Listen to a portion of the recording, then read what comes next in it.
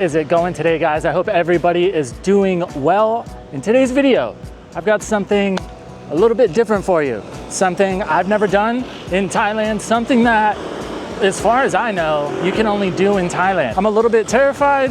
I'm definitely excited. I don't really know what to expect, but first things first, we got to meet up with a fellow creator here from Thailand. I'm sure a lot of you will probably recognize him. We got to hop in a pretty cool taxi and we got to get out of Pattaya.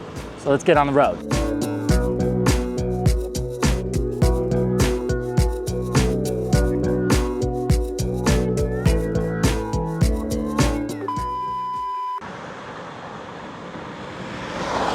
Well, we made it about 15 minutes outside of Pattaya on the way to Bangkok. The Evo decided she didn't want to go to Bangkok today. No big deal. Name of the game when you're dealing with 90s, early 2000s cars. They got personality.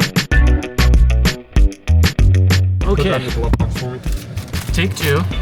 Rental car procured. Let's try this again.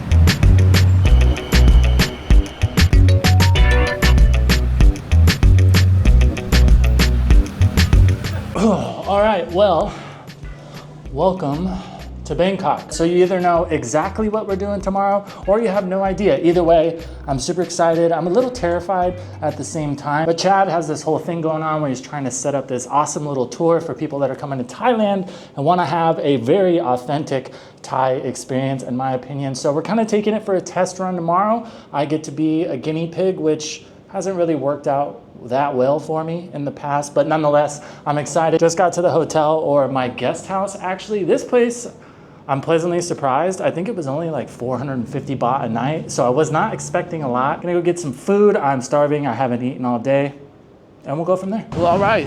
Good morning from Bangkok. Man, I called it quits pretty early last night. Last time I was up here, I went on a absolute tear, and we got a real busy day today. So I went home early last night. I slept so good, but right now, gonna grab a coffee and then we're on the way to meet the rest of the boys. What's the plan and what you guys can expect? But first things first, coffee.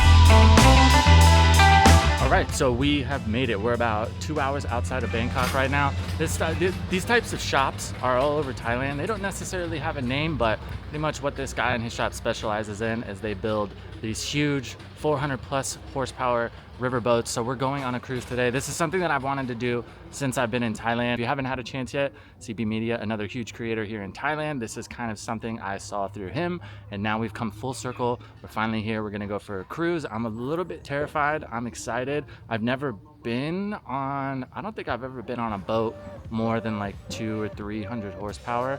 And I know going fast on the water is a lot different than going fast on land. We're gonna check out the shop for a little bit and then we're on our way.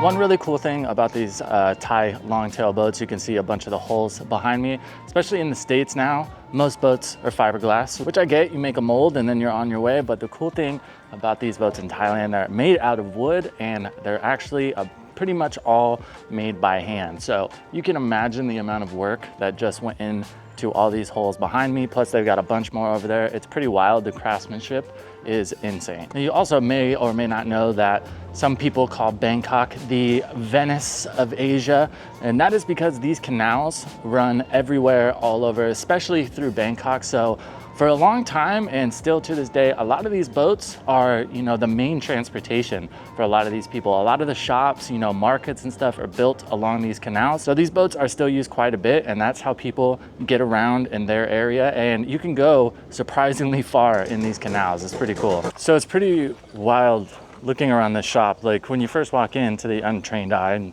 even me, like it kind of, you know, it just kind of looks like a bunch of junk. But the more you walk around, the more you realize that like these guys aren't just taking a bunch of broken stuff and throwing it into piles. Like everything is here, has a purpose. There's a reason they've kept all of it.